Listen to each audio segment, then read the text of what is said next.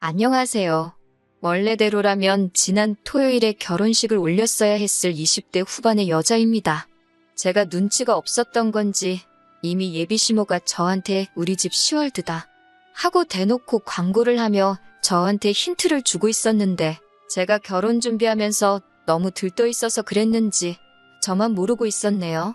지난 추석에 있던 어이없는 일로 결혼식 한 달 앞두고 뒤집어 엎어버린 제 이야기를 해보도록 하겠습니다. 결혼을 약속까지 했던 남자친구와의 인연은 2년 전으로 거슬러 올라갑니다. 남자친구는 회사에서 알게 되었습니다. 일반적인 사내 커플은 아니었어요. 남자친구는 제가 다니던 회사와 협력사 관계에 있는 회사를 다니는 사람이었고 그 회사에서 프로젝트를 위해 파견 나온 직원이었거든요. 회사 다닐 때는 일 때문에 의견이 도무지 좁혀지지가 않아서 투닥거리기도 많이 했어요. 회사에서는 저희를 앙숙지간이라고 할 정도로 안 좋았는데 파견이 끝나고 남자친구가 자기 회사로 돌아간 뒤부터 아직도 출근하면 사무실에 제가 있을 것 같다며 그때가 그립다는 듯이 연락이 오기 시작했고 그때부터 서로 인연을 키워나가게 되어 연인이 되었습니다. 저도 그렇고 남자친구도 결혼할 나이쯤이다 보니 누가 먼저랄 것도 없이 자연스럽게 결혼 이야기가 오고 가게 되었고요. 남자친구는 연애를 시작한 이후로 데이트 후에는 저를 항상 집까지 바래다 줬어요. 똑같이 힘들게 출퇴근하는 처지에 피곤할 텐데 괜찮다고 사양해도 혹시 모를 사태에 대비해 저를 챙겨주는 모습이 참 좋았습니다.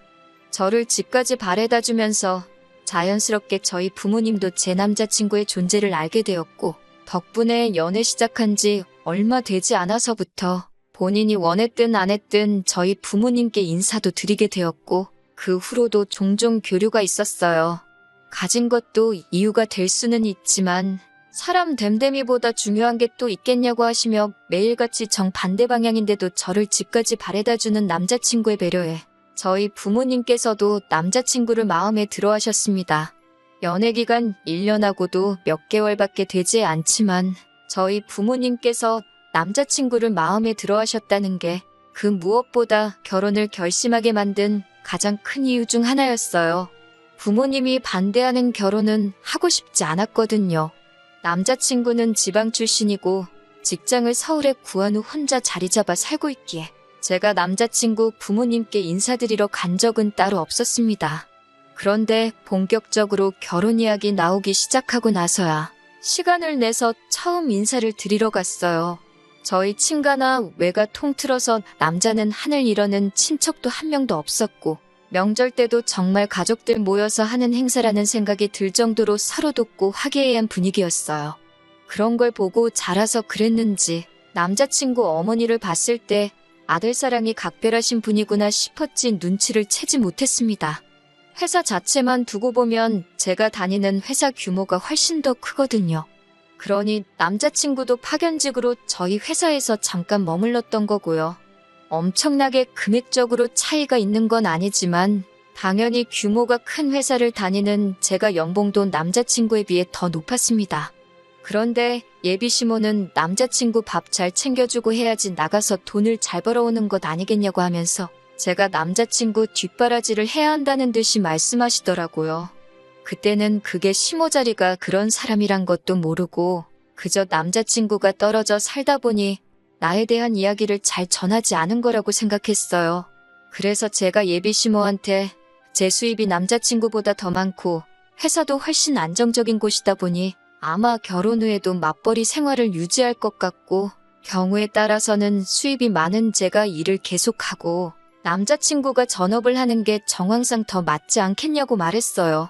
저는 이 말에 제가 돈 얼마 더 번다고 비꼬려고 했던 생각은 하나도 없었고 정말 현실적인 말을 전한 거였거든요. 그런데 돌이켜 생각해보니 아마 이때부터 예비시모랑 저랑 어긋나기 시작했던 것 같네요. 예비시모가 조금 흠칫하는 것 같았는데 남자친구가 중간에 껴들면서 분위기를 환기시켰어요. 첫 인사 자리인데 벌써부터 돈 이야기를 하느냐고. 그런 건 결혼 준비하면서 하나씩 차근차근 이야기하면 되지 않겠냐고 하면서 인사하러 온 자리니까 심각한 이야기 나누지 말자고 하면서 말이죠. 저는 딱히 심각한 이야기라고 생각하지는 않았습니다. 사실을 전하는 게 잘못된 건 아니라고 생각했으니까요. 아무튼 예비 시모는 부모님은 뭐 하시냐, 노후 준비는 다 되었느냐 같은 일반적인 질문을 해왔습니다. 회사에 입사할 당시에도 면접 질문이 이렇게 쉬지 않고 나온 적이 없었는데 며느리 자리 면접 보는 기분이었습니다. 그러다가 예비 시모도 질문할 게 다 떨어졌는지 한동안은 정막만 맴돌고 있었어요. 식사도 끝났는데 예비 시모는 아무 말도 못하고 안절부절하고만 있길래 더 하실 말씀이 있으신 건가 하고 자리를 바꾸겠냐 물어봤어요. 밥도 다 먹은 식당에서 이러고 있는 것보다 차라도 한잔하면서 여유롭게 대화를 나누는 게 좋다고 생각했거든요. 그런데 예비 시모는 저한테 여기 있어야 한다고 하면서 제 신우될 사람이 이쪽으로 오기로 했는데 차가 막히는 것 같다고 말해주더라고요. 예비 신우 만나는 건 남자친구도 저한테 말해준 적이 없고 예정에도 없던 일이라서 당황스러웠지만 어차피 먼 길 내려왔는데 내려온 김에 한 번에 만나고 가는 것도 방법이겠구나 싶었어요. 예약한 식당에 어머님 옆으로 테이블 세팅이 하나 더 되어 있던 게 저는 예약할 때 미스가 있었구나 했는데 알고 보니 예비 신우가 처음부터 동석할 계획이었나 봐요. 저희가 자리를 바꿔버리면 신우가 헤매게 될 테니 신우가 올 때까지 기다려야 한다는 겁니다. 솔직히 좀 어이는 없었어요. 그래도 결혼하면 한 가족이 될 사람인데 약속 시간 하나 제대로 못 지켜서 늦는다는 게 말이 안 된다고 생각했습니다.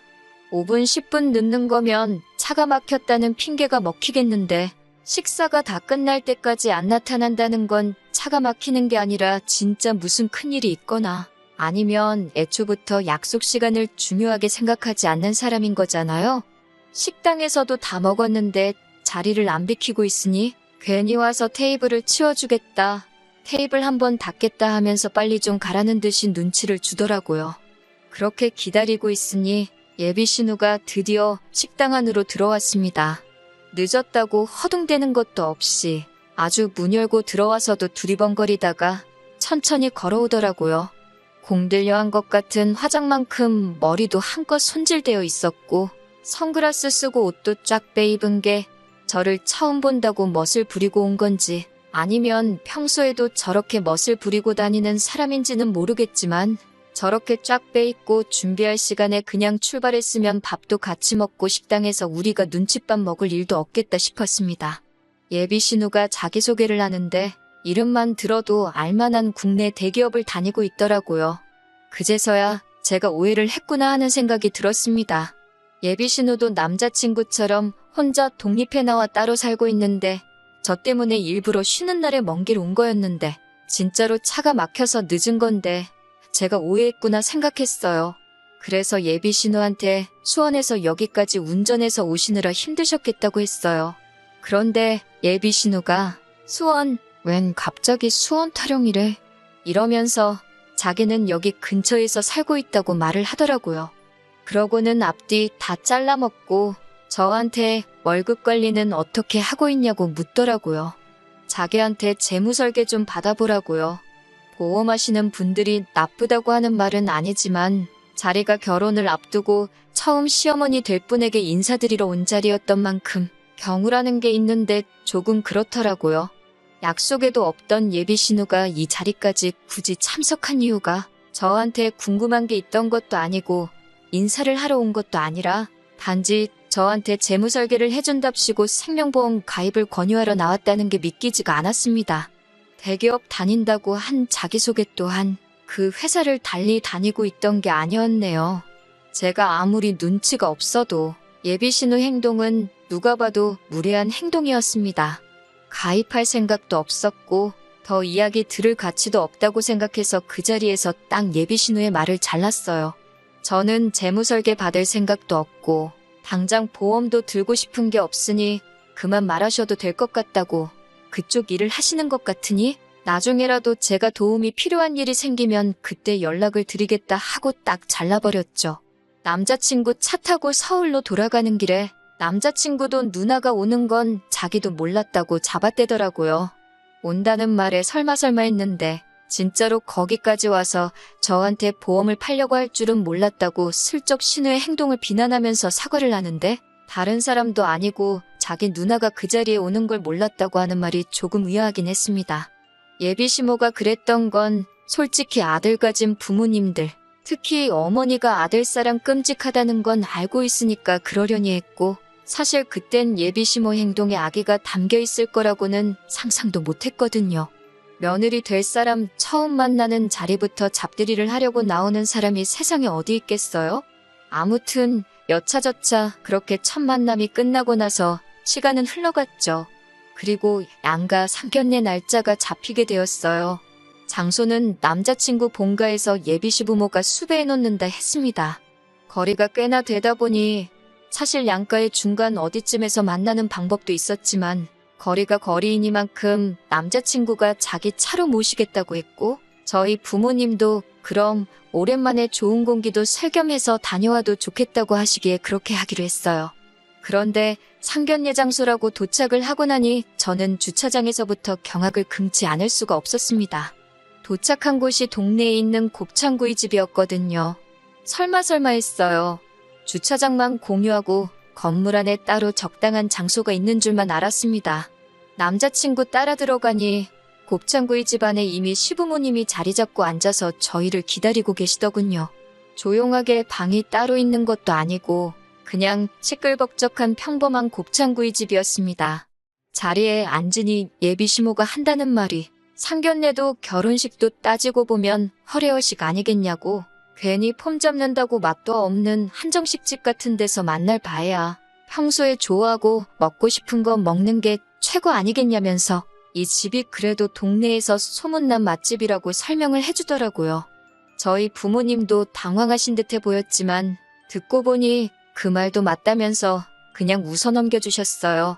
저는 그 와중에도 혹시 신호가 와서 영업 같은 거 하지 않을까 테이블 위 세팅부터 살펴봤습니다. 인원수대로 준비되어 있는 게 정말 다행스럽게도 신호는 안 오는 것처럼 보였어요. 양가 어른들이 처음 만나는 의미 있는 자리를 가지고 그걸 허례허식이라고 말하는 것도 어이가 없었어요. 더더욱이 남자친구는 상견례 장소가 다른 곳이 아니라 곱창구이 집인 걸 이미 알고 있었으니 저한테 귀뜸조차 해주지 않았다는 사실이 실망스러웠습니다. 이런 데서 상견례를 할 거였으면 차라리 제가 시가하고 저희 집 중간쯤 위치되는 곳에 분위기 좋고 조용한 곳으로 예약이라도 했었을 텐데 말이에요. 저희 부모님이 괜찮다고 웃어넘기지만 않으셨으면 자리 박차고 일어났을 겁니다. 그나마 다행인 건 그래도 자리의 중요성을 알고는 계시는지 중요한 대화가 끝날 때까지 따로 식사는 시작 안 하시고 상견례다운 이야기를 주고받았다는 거예요. 결혼식은 애들 직장이 서울이니 서울에서 올리는 게 좋겠다던가부터 시가 쪽에서 오기 편하라고 대절버스를 보내겠다는 이야기, 애들 반반 결혼하기로 했으니 예단 예물은 생략하고 대신에 서울에서 결혼식 올리는 만큼 저희 쪽에서 결혼식 비용을 하겠다, 이런 이야기가 오고 갔고 예비 시모도 어떻게 결혼식 비용을 한쪽에서만 대느냐 하면서 꾸민비로 어느 정도는 저한테 돌려주겠다 하는 정상적인 이야기가 오고 갔습니다. 식사가 끝나갈 때쯤에 남자친구가 슬쩍 누나는 오늘 안 오느냐고 눈치도 없이 물어보더라고요. 안 오는 것 같아서 마음 놓고 있었는데 예비 시모도 아니고 남자친구가 지 누나를 찾고 있으니 어이가 없었어요. 예비 시모는 기다렸다는 듯이 안 그래도 한번 인사는 시켜드려야 하는 거 아니냐 하시면서 자리에 부를까 말까 하시길래 제가 오늘만 날이 아니니까 신호는 없어도 되겠다고 중간에 말을 잘라서 겨우 무마시켰네요. 저희 부모님도 제 행동에 뭔가 눈치를 채신 듯 식사까지 다 끝났는데 오라가라 하는 것도 아닌 것 같다며 저한테 동조를 해줘서 남자친구 누나가 오는 것까지는 어떻게 잘 무마가 되었습니다. 자리는 나중에 마련해보자고 했고 상견례는 그렇게 잘 흘러갔네요. 서울에 다시 도착해서 그날 저녁에 남자친구한테 제가 자기 누나랑 잘 지내면 좋겠다는 듯이 이야기하더라고요. 시자 들어간다고 벌써부터 그렇게 싫어하는 티를 낼 필요가 있느냐며 뭐라고 하는데, 너네 누나가 첫 만남에 나한테 보험가 있거니만 안 했어도 나도 그렇게 행동하지 않았을 거다 말하니 저보고 너무 그 사람이 하는 일을 가지고 사람 됨됨이를 평가하는 건 나쁜 버릇이라고 저를 가르치려고 하더라고요.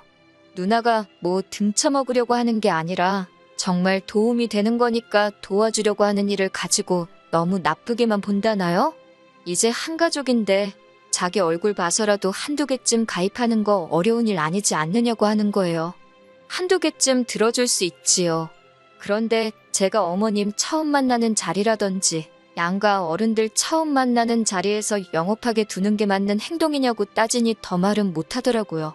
나중에 따로 자리를 만들자고 했으니 그때 이야기하는 게 좋겠고, 솔직히 가족이 된다는 이유로 필요도 없는 거 가입하라고 강요하는 거 저는 원치 않는다고 다시 강조를 했더니 기분이 나쁘다는 듯이 툴툴대면서 누나 이야기는 이제 그만하자고 알아서 대화를 잘라주더라고요. 상견례 이후로 별다른 일도 없었고 결혼 준비도 다 마무리가 되었습니다. 그리고 정말 결혼식만 앞두고 있었어요. 그런데 얼마 전 추석에 기어이 일이 벌어지고 말았습니다. 예비시댁의 연휴 중에 한 번은 찾아가야 되나 말아야 되나 고민이 되었습니다. 마음 한편에서는 왠지 과일 바구니라도 하나 들고 시댁을 찾아뵈야 하는가 하는 의무감이 들기는 했는데, 솔직히 같은 서울에라도 있다면 생각이라도 해봤겠지만 차로 몇 시간을 가야 하는데 엄두도 나질 않았어요. 게다가 어떻게 보면 결혼하기 전 맞게 된 마지막 명절인데 막내딸로 부모님 앞에 어리광 부릴 수 있는 마지막 기회인 것 같아 그냥 이번 추석에는 집에서 가족들과 함께 보내며 쉬어야겠다는 생각을 하고 있었습니다. 그런데 명절 연휴 시작하자마자 남자친구가 저희 집 앞이라고 연락이 왔습니다. 속으로 엄청 뜨끔했죠. 이미 연휴 시작 전부터 어떻게든 안 갈 궁리를 하고 있었는데 생각도 못한 남자친구가 이렇게 찾아왔으니까요.